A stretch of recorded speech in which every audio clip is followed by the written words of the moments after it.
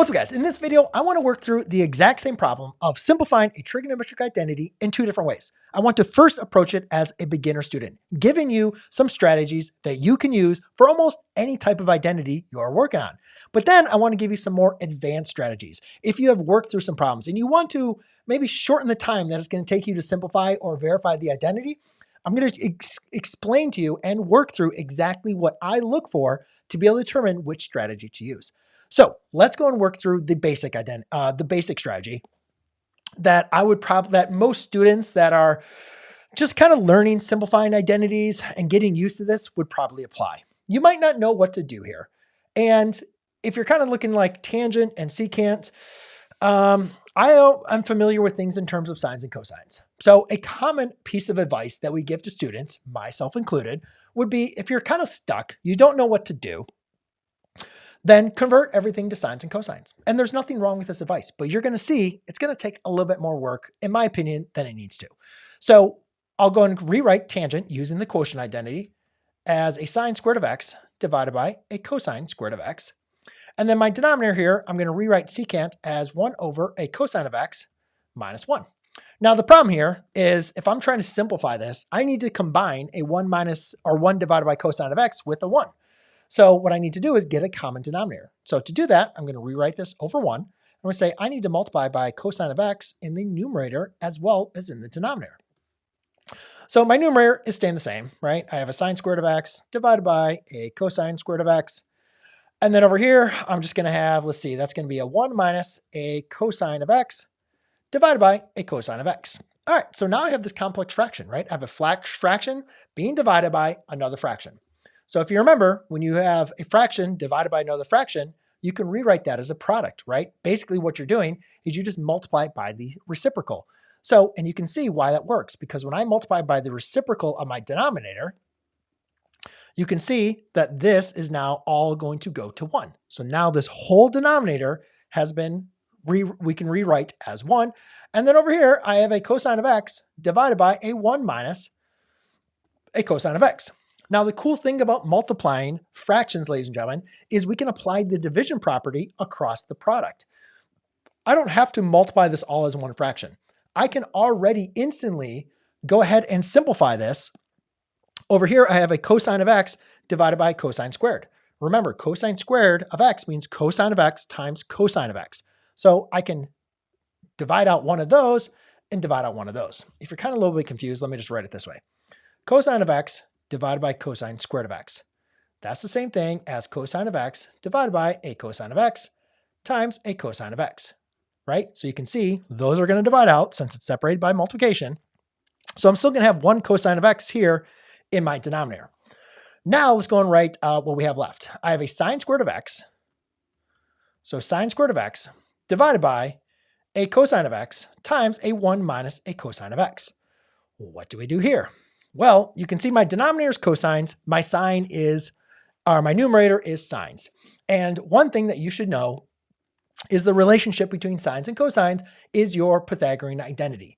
Remember, ladies and gentlemen, cosine squared plus, let's use a variable here where we're using x. Okay, cosine squared of x plus a sine squared of x is equal to 1.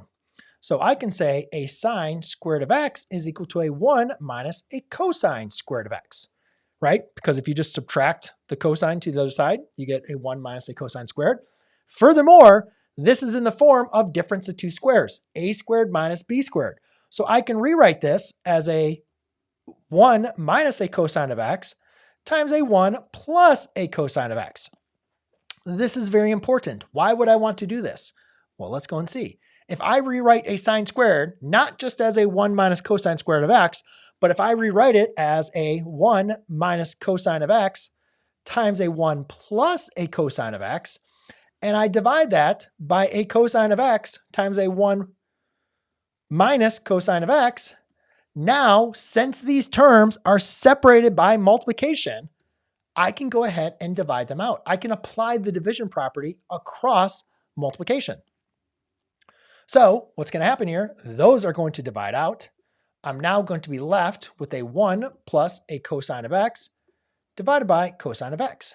Now, the cool thing is I can apply this Trigonometric property with division. This cosine of x we need to divide this into the 1 as well as into the cosine of x. I don't know why I didn't leave myself enough room. You can see the next strategy is going to be very, very quick. Okay, I'll explain that to you in a second.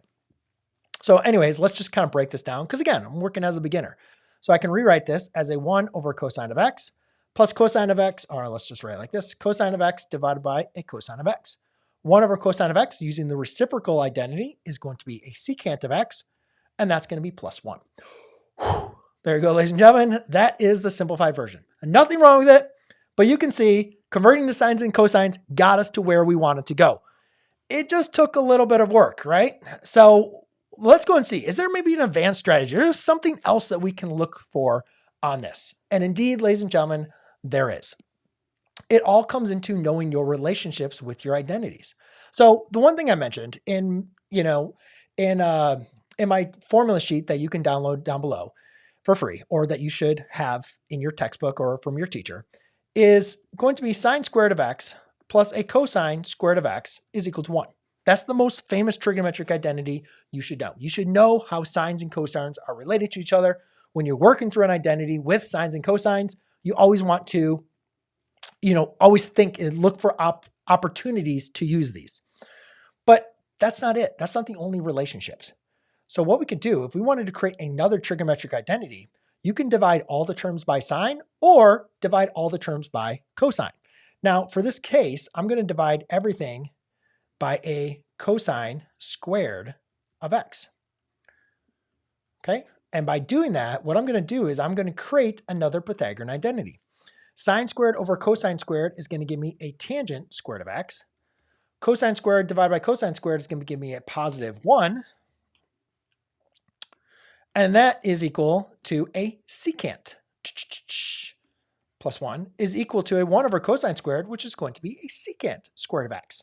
So just like sine and cosine are related to each other by the Pythagorean identities, tangent and secant squared are also related to each other as part of the identities. Now, I understand that I don't have a tangent squared plus 1, and this isn't a secant squared minus 1. A lot of students will make mistakes because they'll say, oh, here it is. I just subtract the 1 and you're good. Yeah, but this is secant of x minus 1, and this is secant squared, right? Not the same. However, what I do notice is if I rewrite tangent in terms of secant, then that's going to give me a tangent squared of x is equal to a secant squared of x minus 1. What's important about that? That's again that difference of two squares, a squared minus b squared, right?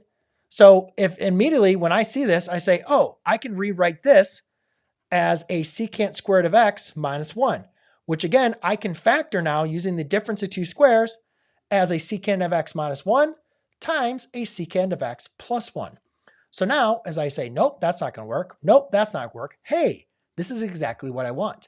Now I have, since these terms are separated by multiplication, those divide out, that divides out. I am just left with a secant of x plus 1, which, ladies and gentlemen, is exactly what I did over here. But I was able to do it a lot faster because I knew the relationships. So, ladies and gentlemen, if you want to see more beginner versus advanced strategies, or you just want some more practice, maybe you want to download a worksheet to practice on your own, or if you just want to watch some videos of me working through these problems, check out the links in the description down below, or the next video I have for you here. Cheers.